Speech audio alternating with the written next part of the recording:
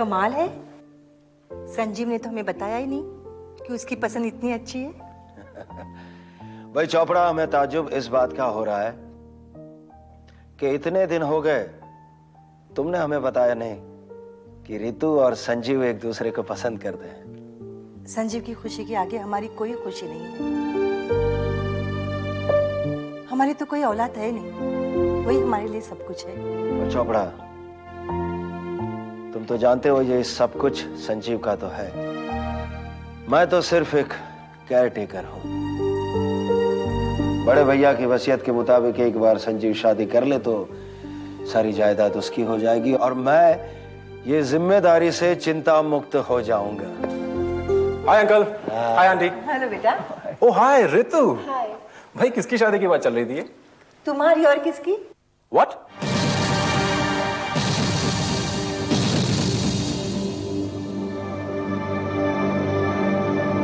अरे भाई, रितु ने हमें सब कुछ बता दिया है और मैंने और तुम्हारी चाची ने तुम दोनों की शादी करने का फैसला भी ले लिया है। मेरी शादी? What nonsense.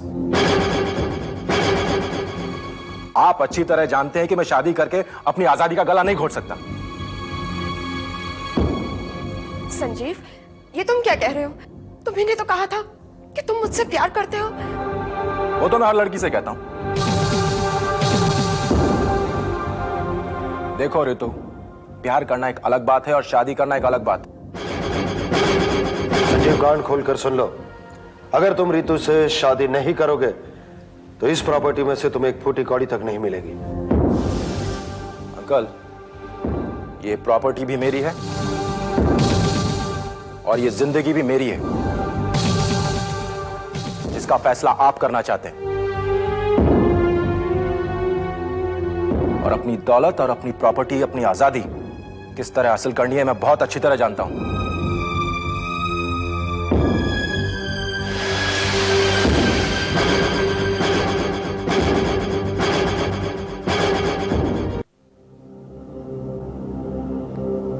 Good morning sir. Good morning Lalwani. आज यहां ऑफिस नहीं गए? जी, वो चौधरी साहब ने कुछ अकाउंट की फाइलें मंगाई थी, वो लेकर आया। लगता है काफी लंबा प्रोग्राम है। लगता है शायद रात हो जाएगी। गुड गुड, लगे रहिए। Good day sir. Very good day.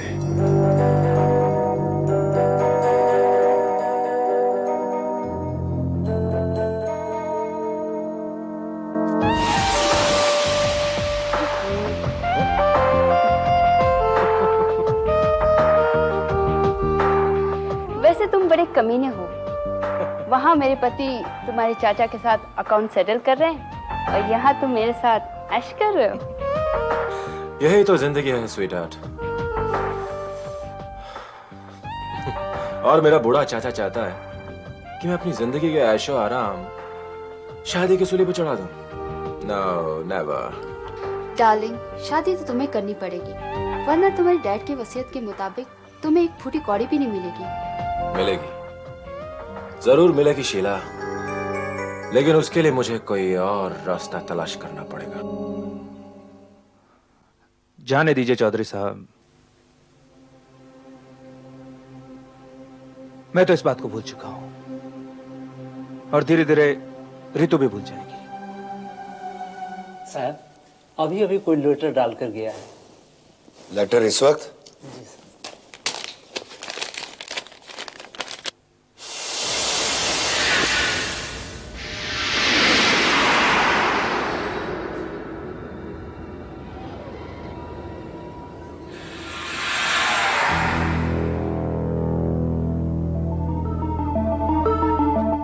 क्या हुआ चौधरी साहब?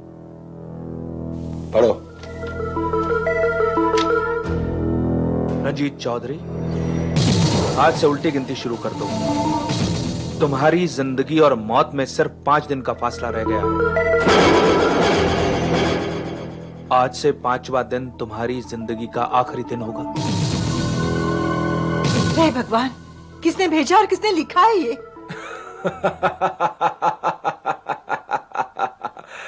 आज उस बुढ़े को धमकी मिली तो हालत खराब हो गई उसकी। बेचारे ने घर से निकलना बंद कर दिया। देखना, कल की धमकी के बाद ये शहर तो क्या देश छोड़ के भाग जाएगा वो। फिर तो तुम्हारी ऐश ही ऐश है। हाँ वो तो है डार्लिंग, पर कभी कभी सोचता हूँ कि अगर तुम्हारे इस लल्लू पति लालवानी को हमारे बारे में पता चल गया तो।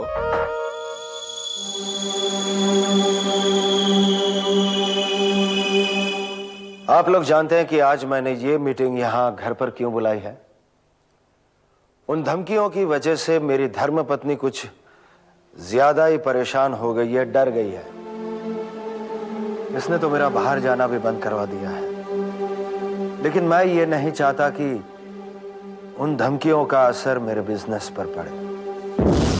बिजनेस की आप फिक्र मत कीजिए अंकल, मैं हूं, मैं सब संभाल लूंगा। बेटा संजीव, अगर तुम इतने जिम्मेदार होते तो मुझे परेशानी कहां थी?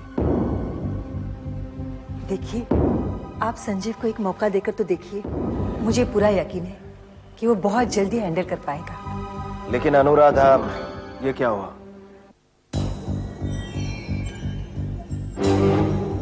बत्ती कैसे चली गई? मैं देखता हूँ सर।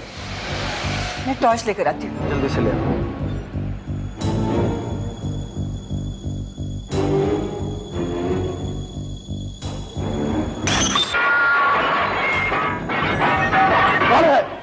Who's that?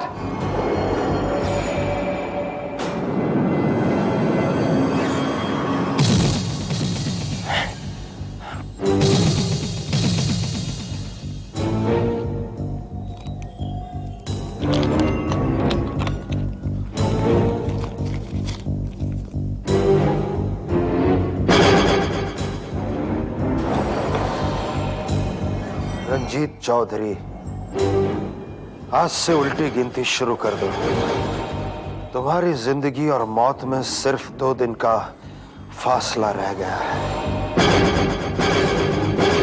आज से दूसरे दिन तुम्हारी जिंदगी का आखिरी दिन होगा।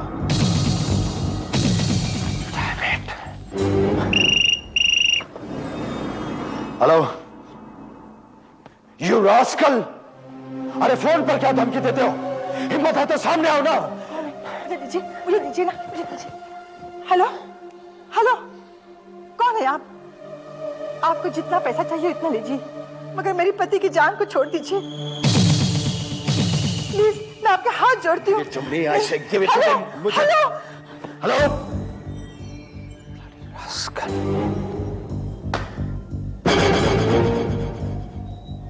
चौधरी साहब, मुझे लगता है आप चीजों को बहुत लाइटली ले रहे हैं। आपको अपनी सिक्योरिटी का इंतजाम करना चाहिए।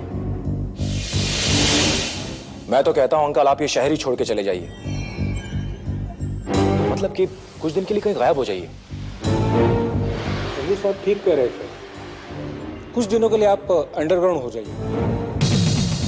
हाँ, यही ठीक है। कुछ दिनों के लिए हम लोग इस घर के बाहर चले जाते, कहीं दूर चले जाते, ताकि किसी को पता न चले। ठीक है, यूं ही सही। तो चोपड़ा, अगर कोई जरूरी काम होगा तो मैं या अनुराधा ही तुम्हें कांटेक्ट कर लेंगे।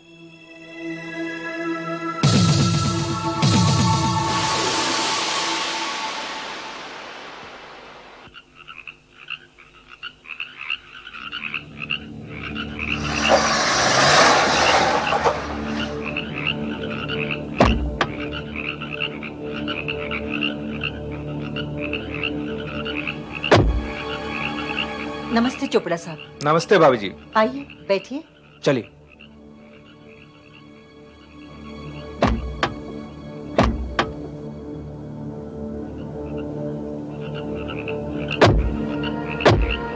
माफ कीजिए चोपड़ा साहब, हम नहीं चाहते किसी को पता चले कि हम लोग कहाँ छुपे हुए हैं। आपको ये पट्टी अपनी आंखों पर बांधनी पड़ेगी। ठीक बात है भाभी जी, जान बचाने के लिए जितनी एहतियात बरती जाए उतना अच्छा है।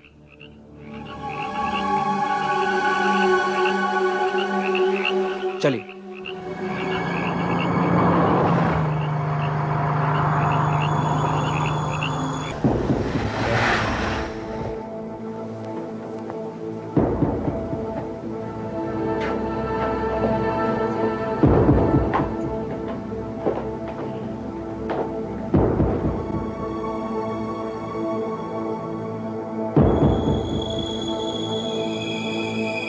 गुड इवनिंग चोपड़ा साहब। भाई आई एम सॉरी तुम्हें इस तरह आंखों पर पट्टी बांध कर आना पड़ा। कोई बात नहीं सर, मैं समझता हूँ। अनु, इनके लिए चाय ले आना और रात का खाना भी यहीं खाएंगे। नहीं ठीक है, क्यों? मैं लाती हूँ। प्लीज बैठिए। चोपड़ा साहब, मैंने आपको एक खास काम के लिए यहां बुलाया है।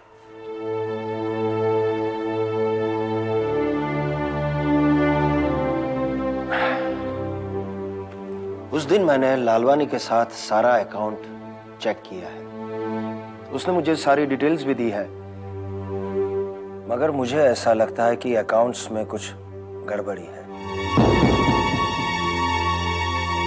इसलिए मैं चाहता हूं कि तुम ये पेपर्स चेक करो और अगर कोई शक हो तो इसे ऑडिट करवाओ, ठीक है? लेकिन किसी को पता न चले। आप बिल्कुल चिंता ना करें, मैं एक एक पाई को ऐसे चेक करवाऊंगा कि एक भी गड़बड़ी हुई तो पता चल जाएगा। और हाँ चोपड़ा, मैं सोच रहा हूं यहां खंडाला में कुछ प्रॉपर्टी में इन्वेस्ट करूं। एक प्लॉट्स के डॉक्यूमेंट्स मेरे पास आए हैं, वो भी मैं तुम्हें दिखाता हूं। Just go through that.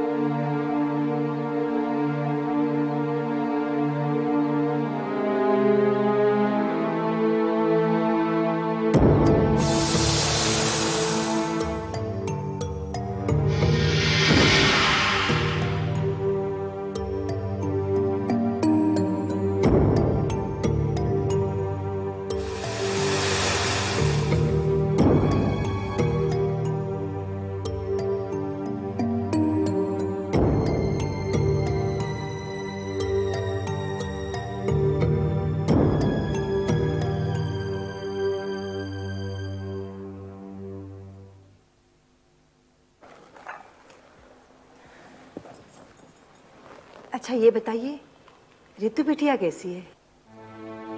Ritu बिटिया अब तो ठीक है, लेकिन बहुत गुमसुम रहती है। लेकिन मुझे पूरा यकीन है कि वो धीरे धीरे सब कुछ ठीक हो जाएगा।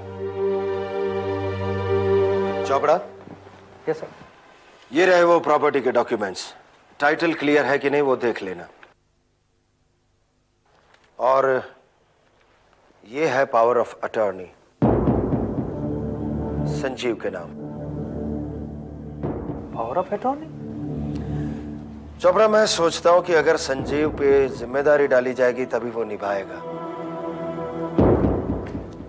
और हाँ, ये रखो, ये यहां का टेलीफोन नंबर है। ये नंबर लिस्टेड नहीं है ताकि किसी को पता नहीं चल सकता कि ये किसका नंबर है। अगर कोई जरूरी बात हो तो मुझे इस नंबर पे फोन कर लेना। राइट सर, अब मैं इजाजत चाहूंगा। लेकिन खाने के लिए नहीं रुकोगे? नहीं सर, बहुत लेट हो जाऊंगा। 2 घंटे का सफर है सर। और हाँ, तुम जैसे आए थे वैसे ही तुम्हें वापस जाना होगा, आंखों पर पट्टी बांधकर।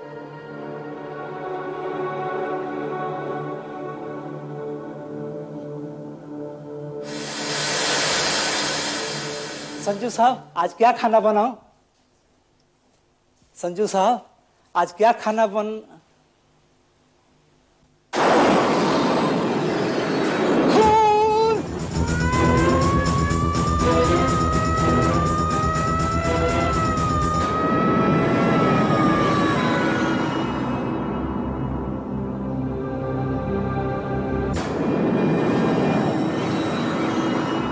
साहब, मैं पिक्चर गया था, वापस आके देखा तो साहब का कत्ल हो चुका है।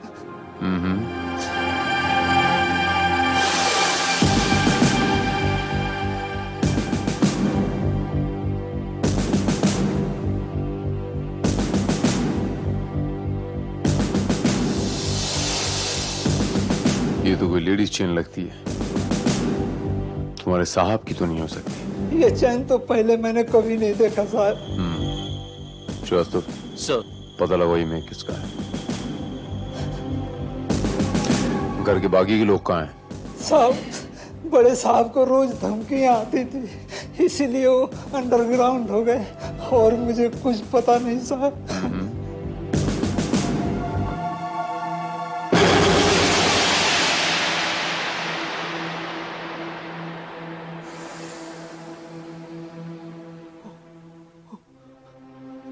Oh my God! आपकी तारीफ। मेरा नाम मदन चोपड़ा है, चौधरी ग्रुप का लीगल एडवाइजर। मिस्टर चोपड़ा, ये संजीव चौधरी हैं और थोड़ी देर पहले किसी ने इनका मर्डर कर दिया है। By the way mister Chopra, आप इस वक्त यहाँ क्या कर रहे हैं? मैं संजीव को पावर ऑफ अटर्नी देने आया था, चौधरी साहब ने भेजा है।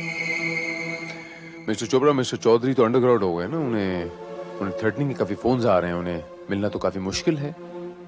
जी हाँ, भाभी जी मुझे भी आंखों पर पट्टी बांध कर ले गई थी। 2 घंटे पहले मैं वहीं था। 2 घंटे पहले? ये मर्डर भी तो 2 घंटे पहले ही हुआ ना? जी। अच्छा मिस्टर चोपड़ा, ये बताइए कि अगर मुझे मिस्टर चौधरी से बात करनी हो या उनसे मिलना हो तो कोई रास्ता है? I mean, can I talk to him somewhere? जी हाँ, मेरे पास एक नंबर है।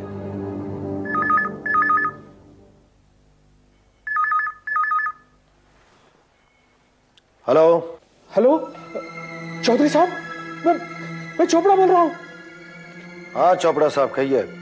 मुझे ये बताइए, संजीव को आपने वो पावर ऑफ अटर्नी के पेपर्स दे दिए? सर वो क्या हुआ कि... 1 मिनट मिस्टर चोपड़ा, मैं बात करता हूँ। मिस्टर चौधरी, मेरा नाम इंस्पेक्टर भारत है। I am from crime branch. Inspector Bharat, कहिए। मैंने ये फोन आपको इसलिए किया है क्योंकि यहाँ आपके घर में आपके भतीजे मिस्टर संजीव चौधरी का किसी ने खून कर दिया है। What? ये कैसे हो सकता है? कब हुआ ये? आई डोंट नो, अभी तक कुछ पता नहीं चला। My God, जान तो मेरी खतरे में थी और ये... without your cooperation I think मैं ये केस सॉल्व नहीं कर पाऊंगा। सो इन दैट केस मैं आपको मिलना चाहूंगा सर। इंस्पेक्टर, आप कल सुबह खंडाला चेक पोस्ट तक आ जाइए। वहां से मेरी वाइफ अनुराधा आपको मेरे बंगले तक ले आएगी। और हाँ, मिस्टर चोपड़ा को भी साथ लाइएगा, मुझे उन्हें कुछ जरूरी पेपर्स देने हैं। श्योर।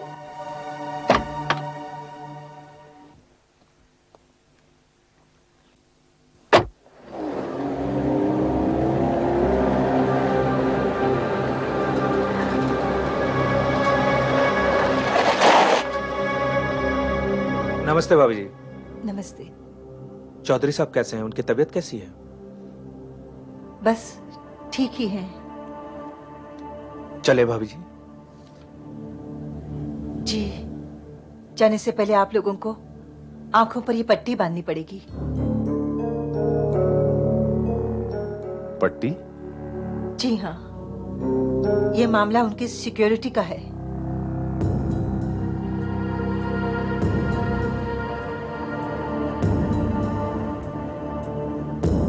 अब आप लोग पट्टी खोल सकते हैं।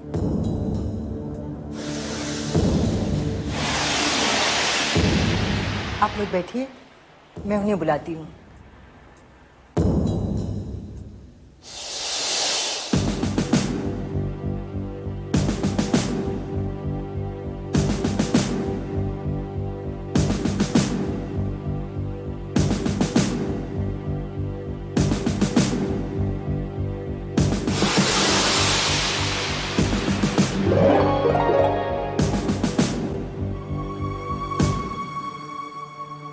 Welcome inspector Bharat. माफ कीजिएगा, इस तरह आंखों पर पट्टी बांधकर आपको यहां लाना पड़ा, पर क्या करें, सर पर धमकी की तलवार लटक रही है। कितनी अजीब बात है ना चौधरी साहब, धमकी की तलवार आपके सर पे लटक रही थी और एक्चुअल तलवार आपके भतीजे पे चल गई, यानी कि खून उसका हो गया। काश हमें पता होता कि उसकी जान को भी खतरा है तो हम लोग उसे यहाँ ले आते, मगर एक बात बताइए, ये करोड़ों अरबों रुपए की प्रॉपर्टी का इकलौता वारिस संजीव चौधरी था ना? हाँ, नहीं हो सकता था। भाई साहब की वसीयत के मुताबिक शादी के बाद ये सारी प्रॉपर्टी संजीव की हो जाती, लेकिन वो शादी करने को भी तैयार नहीं था।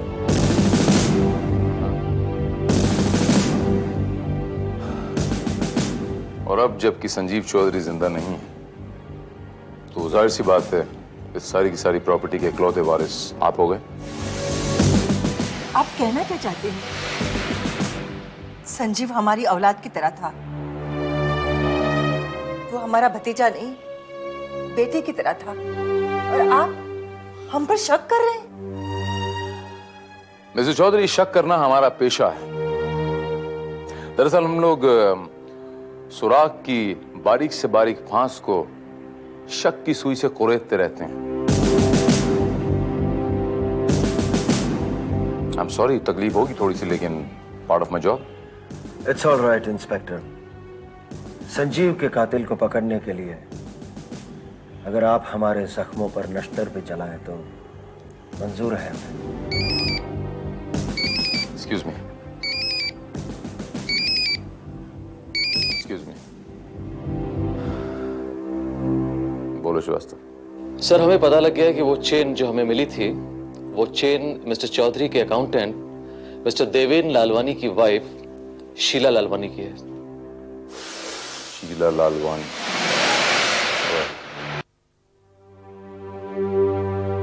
जी हाँ, मैं और संजीव कॉलेज में अच्छे फ्रेंड्स थे। वो मेरा क्लासमेट था।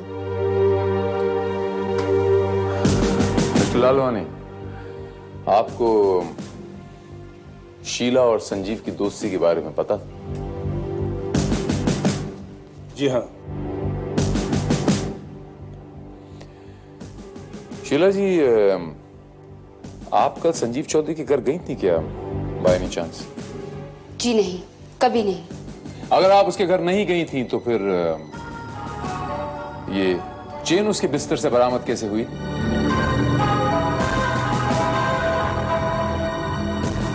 आप ही की है ना ये? जी हाँ, कल रात मैं संजीव के घर पे गई थी।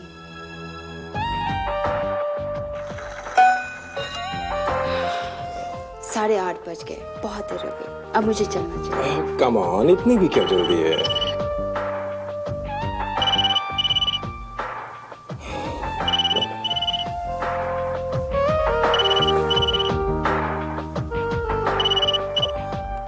Hello hello hello.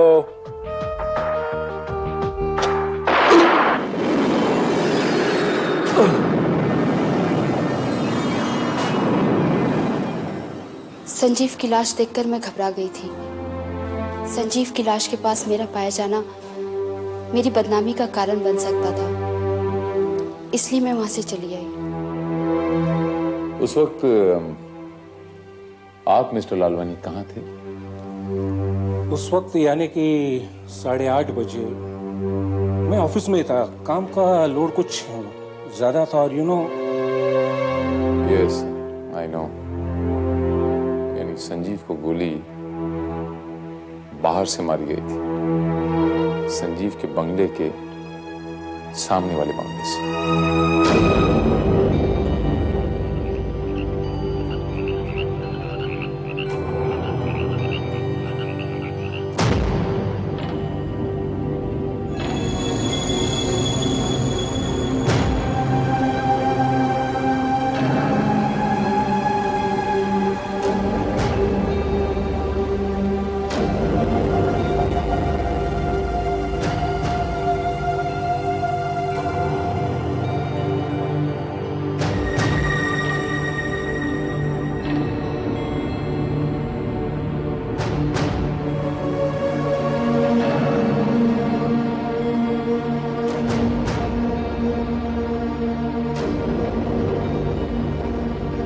श्रीवास्तव, मुझे ऐसा लगता है जैसे गोली वहां सामने से चली है। जी हाँ सर, मुझे भी यही लगता है।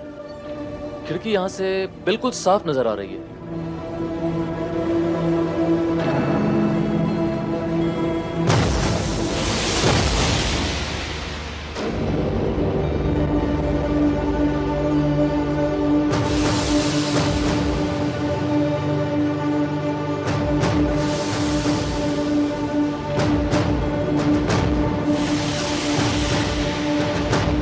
देखा बेटी, कुदरत का इंसाफ। उसने तेरे प्यार की हत्या की, तेरे विश्वास की हत्या की, और किसी ने उसकी हत्या कर दी। बड़ी आसान मौत मर गया वो। तड़प तड़प के मरता तो और भी अच्छा होता। बड़ी नफरत करती हैं आप मिस्टर संजीव चौधरी से। इतनी नफरत अच्छी नहीं होती। ओह, इंस्पेक्टर भारत, कुछ पता चला किसने हत्या की उसकी? अभी तक तो पता नहीं चला मिस्टर चोपड़ा, लेकिन बहुत जल्द पता चल जाएगा।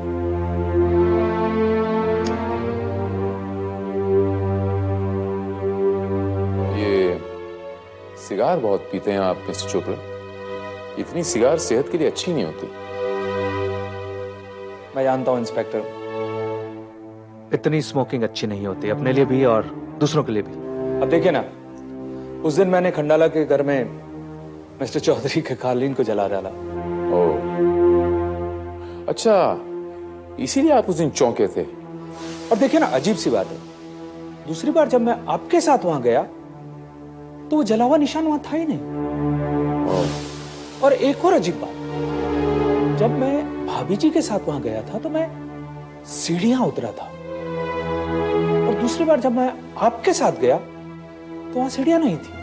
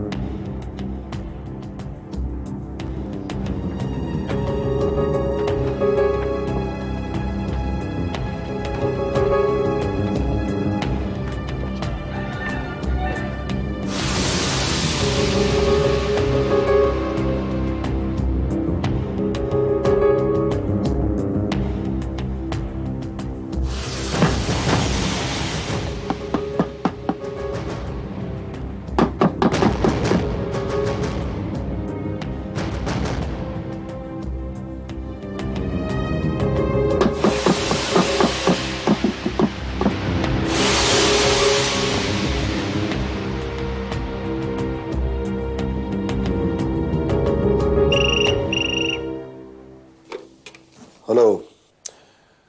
या चौधरी साहब, मैं इंस्पेक्टर भारत बोल रहा हूँ। ये फोन मैंने आपको इसलिए किया, ये बताने के लिए कि आपके ऊपर जो खतरा था वो टल गया है। ये धमकियों के फोन आपको इसलिए आते थे चौधरी साहब कि आप वो बंगला छोड़ दें ताकि संजीव चौधरी का कत्ल बड़ी आसानी से किया जाए। क्या? जी हाँ, अब आपको डरने की जरूरत नहीं, आप घर वापस आ सकते हैं। इसका मतलब है कातिल पकड़ा गया? बस यूं समझ लीजिए कि कातिल मेरी मुट्ठी में है। कौन है मेरे बेटे का हत्यारा? किसने मारा है मेरे संजीव को? आपके हर सवाल का जवाब मिल जाएगा मिस्टर चौधरी। पहले मैं मिस्टर चोपड़ा से एक सवाल करना चाहूंगा। चोपड़ा साहब, आप ये बताइए कि क्या आप कभी उस बंगले में गए थे, उस सामने वाले बंगले में जहां से गोली चलाई गई थी? नहीं, कभी नहीं।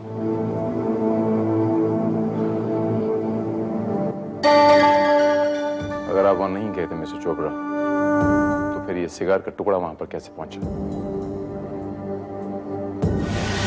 टुकड़े का वहां मिलना यह साबित करता है मिस्टर चोपड़ा कि आप वहां गए थे। ये आप क्या कह रहे हैं इंस्पेक्टर? चोपड़ा ऐसा नहीं कर सकता। और वैसे भी आपने बताया कि कत्ल तकरीबन 8:30 के आसपास हुआ था, तो 8 बजे से लेकर 9 बजे तक चोपड़ा तो मेरे साथ था खंडाला के बंगलों पर।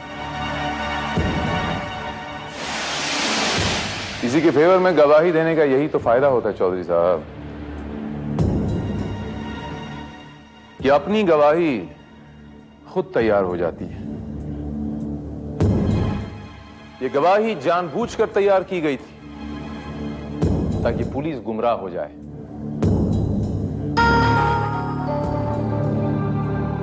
जबकि हकीकत यह है मिस्टर चोपड़ा कि संजीव चौधरी का खून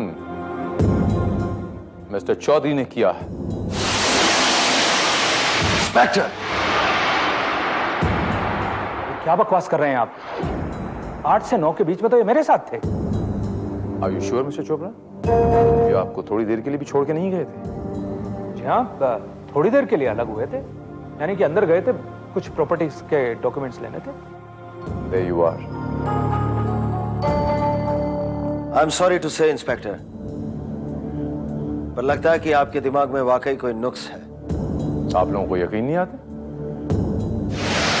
मैं आप लोगों को ले चलता हूं यहां से खंडाला 2 मिनट में, वो भी पैदल। आइए चलिए मेरे साथ।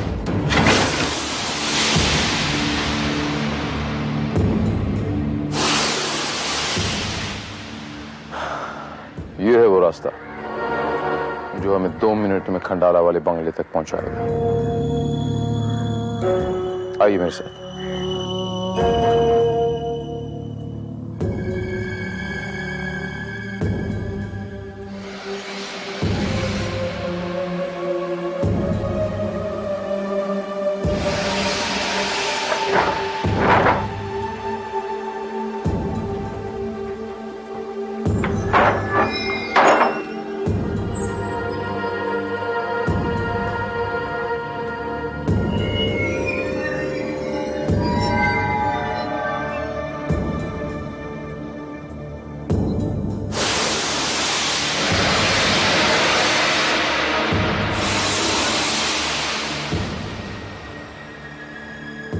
कहिए मिस्टर चौधरी, ये वही बंगला है ना?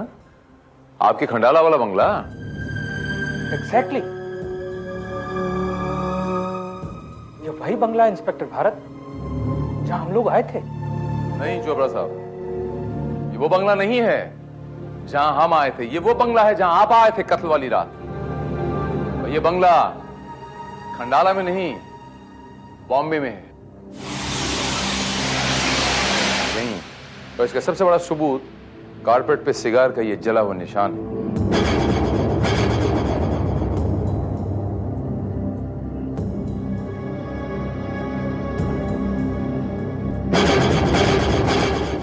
जी हाँ, ये तो वही निशान है।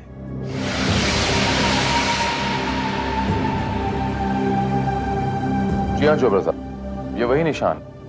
और इसी निशान ने मुझे सोचने पे मजबूर कर दिया कि अगर आप खंडाला वाले बंगले पे गए थे तो फिर वो निशान कहां गायब हो गया? यानी आप खंडाला वाले बंगले पे नहीं गए थे, किसी और बंगले पे गए थे, और वो कोई और बंगला ये बंगला है। और इस बंगले का इंटीरियर उस खंडाला वाले बंगले से बिल्कुल मिलता है, हूबहू सेम रेप्लिका। लेकिन जब मैं यहां पर आया तो पूरी की पूरी कहानी बिल्कुल साफ हो गई। पता नहीं इंस्पेक्टर आप क्या कह रहे हैं,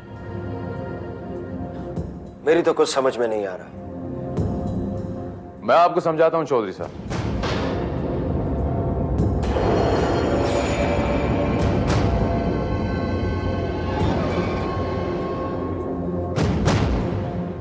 ये वही बंगला है ना चौधरी साहब जो आपके बंगले के बिल्कुल सामने है और जो बिल्कुल वीरान पड़ा हुआ था?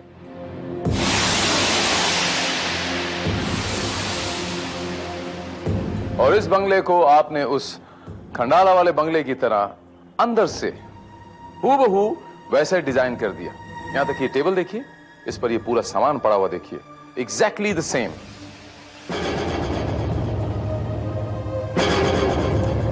आपने ये इसलिए किया क्योंकि चोपड़ा साहब जब यहां पर आए तो वो ये सोचें कि वो खंडाला वाले बंगले में बैठे हुए हैं। बीच में जब आप ऊपर अपनी फाइल लेने गए थे तो आप उस जगह पे गए जहां पर आपने पूरी तैयारी कर रखी थी।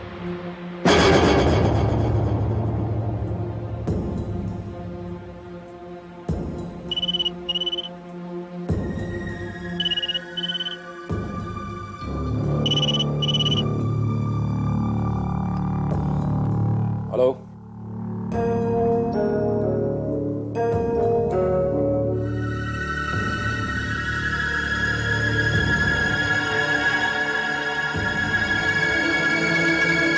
हेलो।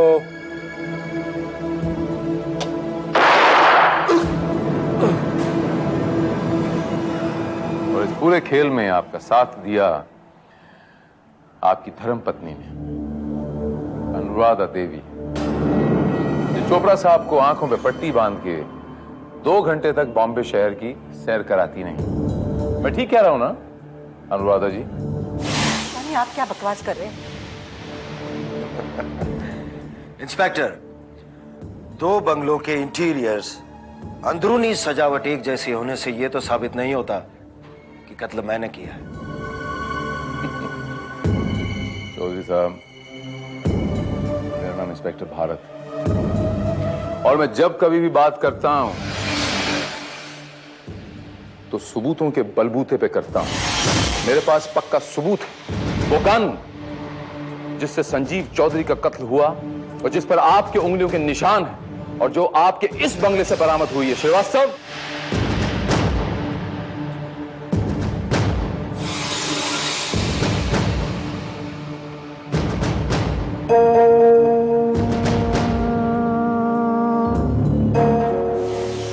ये वो गन है चौधरी साहब जिससे संजीव चौधरी का कत्ल हुआ और ये गन आपने इसी बंगले में छुपा के रखी थी। नॉनसेंस!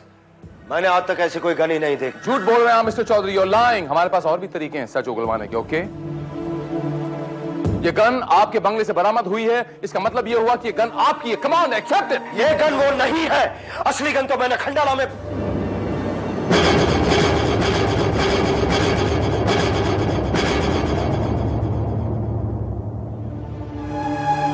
ऑलराइट, खंडाला वाले बंगले में तो खंडाला वाले बंगले में ही सही, वहीं से बरामद कर लेते हैं। चौधरी,